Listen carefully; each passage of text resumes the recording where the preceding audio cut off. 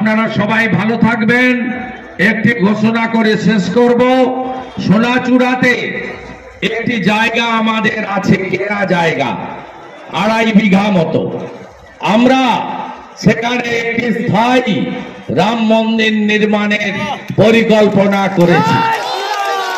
আগামী 6 এপ্রিল রামনবমীর দিন সেখানে ভিত পুজোর মধ্য দিয়ে সেখানে রাম মন্দির নির্মাণের কাজ শুরু হবে, যা 1 বছরের মধ্যে আমি আশা করি সম্পূর্ণ করতে পারবো। শুধু রাম মন্দির নয়, ওখানে ভোগশালা, হোমিওপ্যাথিক আয়ুর্বেদিক চিকিৎসা কেন্দ্র সহ একটি সনাতনীদের আস্থার জায়গা, যেভাবে রেয়াপাড়া শিব মন্দিরে আমি গেস্ট হাউস বানিয়ে দিয়েছি, ওখানেও গেস্ট হাউস এবং পূর্ণার্থীদের বিশ্রামের জায়গা সহ পূর্ণাঙ্গ রাম মন্দির গড়ে তোলা হবে। সবাই ভালো থাকবেন। সেই দিনই নন্দীগ্রামে রাম মন্দির গড়বেন বলে ঘোষণা করলেন। আমার জায়গা আছে, একটা 2.5 বিঘা জায়গা আছে সোনাচূড়া। ওই জায়গায় আমরা স্থায়ী রাম মন্দির নির্মাণ করব এবং 6 এপ্রিল রামনবমীর দিন ভিত্তিপ্রস্তর স্থাপন। দাদা, আরজিকর বন্দ্যোপাধ্যায় তৃণমূল কংগ্রেস একটা পরিবার, আর নন্দীগ্রাম একটা আন্দোলনের ইতিহাস। সুফিয়ানরা থেকে শুরু করে তাহের রয়েছে, এখানে এমন অনেক রয়েছেন, স্বদেশটা থেকে শুরু করে প্রণবটা থেকে শুরু করে। এটা শহীদদের জায়গা, এটা শহীদ পরিবারের আত্মত্যাগের জায়গা। এখনো অনেক কত রকম কষ্ট নিয়ে তাদের কেঁদে বেড়াতে হয়। আমি সুফিয়ানদাকে বলবো, বাপ্পাকে বলবো, আমাদের এই যখন আহত হচ্ছে, শহীদরা মারা যাচ্ছে, কত লোক আহত হচ্ছে, তখন আমরা কথা দিয়েছিলাম শহীদদের নামে আমরা হাসপাতাল করে দেব। আমরা কথা দিয়েছিলাম, সেই অনুযায়ী মানুষ সাহায্য করেছিলেন, মহাশ্বেতা দেবী সাহায্য করেছিলেন, মানুষ সাহায্য করেছিলেন, তহবিল তৈরি হয়েছিল। যারা জমি দিয়েছেন, বিক্রি করেছেন, কম দামে বিক্রি করেছেন, সমাজ সেবার জন্য বিক্রি করেছেন, কারণ তারা জানতেন সেখানে হাসপাতাল হবে শহীদদের নামে। এখন দেখা গেছে কোনো এক ব্যক্তি এই জমিটি কোনো ট্রাস্টে না করে নিজের নামে রেজিস্ট্রি করে নিয়েছে। এবার দল বদল হয়ে গেছে, এখন বলছে ওখানে মন্দির করব। আমরা বলছি মন্দিরে কারুর কোনো আপত্তি নেই, মন্দির হবে, মন্দির হোক, মন্দির করুন, কিন্তু মানুষের কাছে, আন্দোলনের কাছে আমরা প্রতিজ্ঞাবদ্ধ। মানুষকে আমাদের প্রতিশ্রুতি দেওয়া ছিল যে শহীদদের নামে আমরা নন্দীগ্রামের মানুষের জন্য হাসপাতাল করব। আপনারা সেই জন্য অর্থ সংগ্রহ হয়েছিল, সেই জন্য কম দামে জমি যারা দিয়েছিলেন।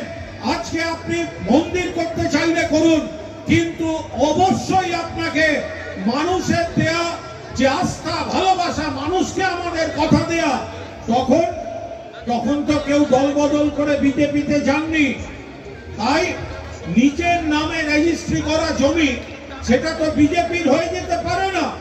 ওই জমিতে শহীদের রক্ত, ওই জমিতে শহীদ পরিবারের চোখের জল। তাই সুফিয়ানরা, তাহের, বাপ্পাদের বলবো, মানুষের কাছে আরেকবার যেতে, যে মন্দির কেউ করছে করুক, আমরাও চাই মন্দির হোক, মন্দিরের কেউ বিরোধিতা করছে না, কিন্তু মানুষকে দেয়া যে কথা কথা রাখতে হবে, বিশ্বাসঘাতকতা চলবে না।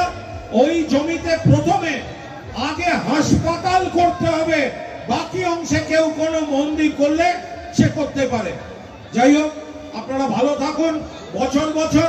আর যেটা ঘোষণা সুফিয়ানরা করেছে, এবার 44 জনের বিয়ে হয়েছে, 22টি ছেলে, 22। কুণাল ঘোষ এসে বলছেন যে এই জমি আর্ত মানুষদের জন্য কেনা হয়েছিল হাসপাতাল নির্মাণের জন্য, সেখানে রাম মন্দির করলে উনি করুন, কিন্তু হাসপাতালও যেন তৈরি হয়।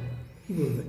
দেখো, কুণালবাবু যে কথাগুলো বলছে তিনি ওই সময়কার ঘটনা জানেন না। এখানে যারা তৃণমূল কংগ্রেস আছে তাদের কাছ থেকে শুনে হয়তো কথাগুলো বলছেন। রাম মন্দির বিষয়টা সোনাচূড়া মানুষের আবেগ একটা আছে, সেই জায়গাটাকে তাকে সেই মর্যাদা দেয়া, সেই সঙ্গে নন্দীগ্রাম মানুষের আবেগকে মর্যাদা দেয়া। নিশ্চিত কেবলমাত্র রাম মন্দির হবে না, এখানে সমস্ত রকম পরিষেবা দেওয়ার জন্য সমস্ত রকম ব্যবস্থাই করা হবে। তবে এটা নিয়ে ভাবার কিছু বিষয়টা নয়, কেবলমাত্র রাম মন্দির হবে। সেক্ষেত্রে সমস্ত মানুষ যাতে নানা রকম পরিষেবা পায় তার জন্য যা যা করার দরকার শুভেন্দুবাবু সেই জায়গাগুলি করবে। এবং তিনি তার ব্যক্তিগত নামে সম্পত্তি করেছেন বলে অভিযোগ করছেন।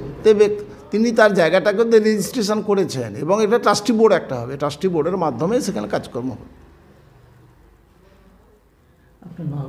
মেঘনাথ পাল, তমলুক সাংগঠনিক যেটা সাধারণ সম্পাদক, ভারতীয় জনতা পার্টি। দেখুন, তৃণমূল বিজেপি মানুষকে ধর্মের নামে, মন্দির মসজিদের নামে ভাগ করতে চাইছে। যেমন ওদিকে দেখছেন যে মোদি সাহেব বলছেন রাম মন্দির তৈরি করবেন, দিদি এখানে বলছেন জগন্নাথের মন্দির তৈরি করবেন। কিন্তু সরকারের কাজ যা হসপিটাল তৈরি করা, কলকারখানা তৈরি করা, স্কুল কলেজ তৈরি করা, ওগুলোকে বাদ দিয়ে যারা এইভাবে চলতে চাইছে, স্বাভাবিকভাবে তাদের দলের নেতারা নন্দীগ্রামে শুভেন্দুবাবু যে জমি দেখিয়ে বলেছিল ওখানে চিকিৎসা কেন্দ্র হবে, মানুষের জনকল্যাণমূলক কাজ হবে, সেখানে এখন বলছেন যে অমুক মন্দির তৈরি হবে। আবার অপরদিকে তৃণমূলের নেতৃত্ব বলছেন যে না, ওখানে ওসব না করে জনকল্যাণমূলক কাজ হবে। অর্থাৎ মানুষকে বিভ্রান্ত করতে চাইছে। নন্দীগ্রামের মানুষ চাইছে রুটি রুজি, নন্দীগ্রামের মানুষ চাইছে কর্মসংস্থান। সেটাকে ভুলিয়ে দিয়ে যারা বিভ্রান্ত করতে চাইছে তাদেরকে নন্দীগ্রামের মানুষ সঠিক সময়ে সঠিক উত্তর দিয়ে দেবে।